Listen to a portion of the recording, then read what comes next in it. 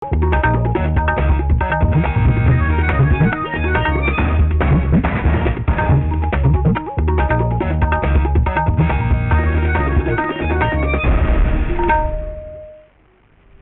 আকাশবাণী গুৱাহাটী ডিব্ৰুগড় সন্ধিয়া 6 বজাৰ বাতৰি পঢ়িছো ঋতুপৰ্ণা বৰাই। ৰাজ্যৰ 5টা সমষ্টিত আজি শান্তিপূৰ্ণভাৱে লোকসভা নিৰ্বাচনৰ ভোটগ্ৰহণ সম্পন্ন হয়। শেহতীয়া তথ্য অনুসৰি বিয়লি 5 বজা পৰ্যন্ত ৰাজ্যখনত প্ৰায় 71% ভোটদাতাই গণতান্ত্ৰিক অধিকাৰ সাব্যস্ত কৰিছে। কাজিৰঙা, শোণিতপুৰ, লখিমপুৰ, ডিব্ৰুগড় আৰু যোৰহাট সমষ্টিত ভোটদাতাসকলে উৎসাহ উদ্দীপনাৰে নিজৰ গণতান্ত্ৰিক অধিকাৰ সাব্যস্ত কৰা পৰিলক্ষিত হৈছে। প্ৰথম পৰ্যায়ৰ নিৰ্বাচনত মুঠ ভোটদাতাৰ সংখ্যা হৈছে 86,47,869। ইয়াৰে 42,82,887 জন পুৰুষ হোৱাৰ বিপৰীতে 43,64,859 গৰাকী মহিলা। তদুপৰি 123 গৰাকী তৃতীয় লিংগৰ ভোটদাতা। 5টা সমষ্টিৰ পৰা প্ৰতিদ্বন্দ্বিতা কৰা 35 গৰাকী প্ৰাৰ্থীৰ ভিতৰত 4 গৰাকী মহিলা প্ৰাৰ্থী। ইয়াৰ ভিতৰত 3 গৰাকীয়ে কাজিৰঙা সমষ্টিৰ পৰা প্ৰতিদ্বন্দ্বিতা কৰাৰ বিপৰীতে আন এগৰাকীয়ে শোণিতপুৰ সমষ্টিৰ পৰা প্ৰতিদ্বন্দ্বিতা কৰিছে। বিয়লি 5 বজালৈ লাভ কৰা তথ্য অনুসৰি শোণিতপুৰ সমষ্টিত 69.84%, কাজিৰঙা সমষ্টিত 68.90%, ডিব্ৰুগড় লোকসভা সমষ্টিত 70.65%, লখিমপুৰ সমষ্টিত 68.34% আৰু যোৰহাটত 76.2% ভোটদান সম্পূৰ্ণ হৈছে। কেন্দ্ৰীয় মন্ত্ৰী সৰ্বানন্দ সোণোৱাল, কামাখ্যা প্ৰসাদ তাছা, ৰঞ্জিত দত্ত, লুৰিণজ্যোতি গগৈ, গৌৰৱ গগৈকে ধৰি কেইবাগৰাকীও আগশাৰীৰ নেতাৰ আজি ৰাজনৈতিক ভাগ্য নিৰ্ণয় হ'ব। শোণিতপুৰ সমষ্টিৰ পৰা 8 গৰাকী, ডিব্ৰুগড় লোকসভা সমষ্টিৰ পৰা 3 গৰাকী, কাজিৰঙাৰ পৰা 11 গৰাকী, লখিমপুৰৰ পৰা 9 গৰাকী আৰু যোৰহাট সমষ্টিৰ 4 গৰাকীকে ধৰি 35 গৰাকী প্ৰাৰ্থীয়ে আজি প্ৰতিদ্বন্দ্বিতা কৰিছে। যোৰহাট লোকসভা সমষ্টিৰ বিজেপিৰ প্ৰাৰ্থী তপন কুমাৰ গগৈ আৰু কংগ্ৰেছৰ প্ৰাৰ্থী গৌৰৱ গগৈ, ডিব্ৰুগড় সমষ্টিৰ সৰ্বানন্দ সোণোৱাল, লুৰিণজ্যোতি গগৈকে ধৰি কেইবাগৰাকীও আগশাৰীৰ নেতাই আজি পুৱাৰ ভাগত নিজৰ গণতান্ত্ৰিক অধিকাৰ সাব্যস্ত কৰে। স্বাস্থ্যমন্ত্ৰী কেশৱ মহন্তই কলিয়াবৰত ভোটদান কৰে। এইবেলি ৰাজ্যত পুৰণি ভোটদাতাসকলৰ সমান্তৰালকৈ নতুন ভোটদাতাৰো ব্যাপক অংশগ্ৰহণ পৰিলক্ষিত হৈছে।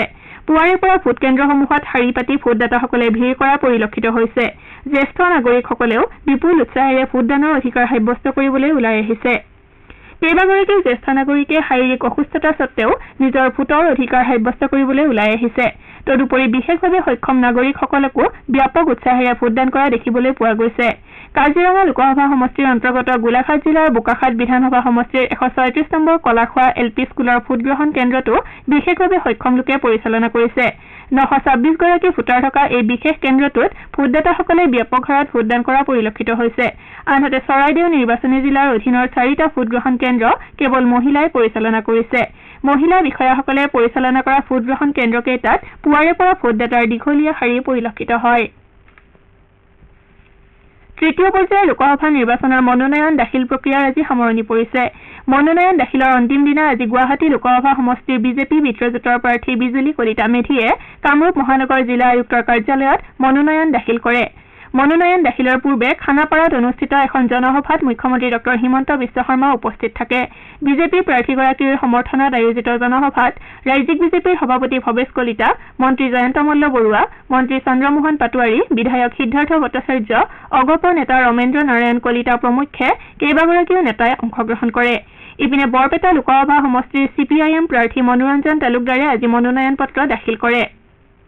মনোনয়ন পত্ৰ দাখিলৰ পূৰ্বে বৰপেটা পৌৰসভাৰ খেলপথাৰত অনুষ্ঠিত এখন জনসভাত উদ্ধৱ বৰ্মন, হেমেন দাসসহ কেইবাগৰাকীও জ্যেষ্ঠ নেতা উপস্থিত থাকে। বৰপেটা লোকসভা সমষ্টিৰ বাবে মুঠ 15 গৰাকী প্ৰাৰ্থী মনোনয়ন দাখিল কৰে। মনোনয়ন দাখিলৰ সৈতে সংগতি ৰাখি কেইবাগৰাকীও প্ৰাৰ্থীৰ সমৰ্থনত ৰাজহুৱা সভা তথা সমদলৰ আয়োজন কৰা হয়। অসম তৃণমূল কংগ্ৰেছে আজি বৰপেটাৰ বাবে নিৰ্বাচনী ইস্তাহাৰ প্ৰকাশ কৰে। দলটোৰ ৰাজ্যিক সভাপতি ৰিপুণ বৰাই জিলা কাৰ্যালয়ত ইস্তাহাৰ মুকলি কৰি সমষ্টিটোৰ বিকাশৰ বাবে 9টা বিষয় অন্তৰ্ভুক্ত কৰা হৈছে বুলি সদৰি কৰে। অসমৰ উপৰি উত্তৰ পূৰ্বাঞ্চলৰ অন্যান্য ৰাজ্যসমূহত আজি লোকসভা নিৰ্বাচনৰ ভোটগ্ৰহণ প্ৰক্ৰিয়া 2-এটা বিক্ষিপ্ত ঘটনাৰ বাদে প্ৰায় নিয়াৰিকৈ সম্পন্ন হয়।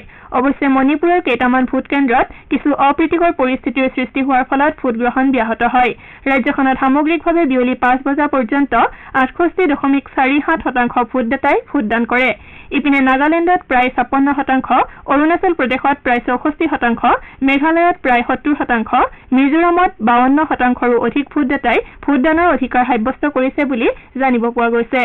আমাৰ এতিয়াৰ বাতৰিৰ ইমানতে অন্ত পৰিল।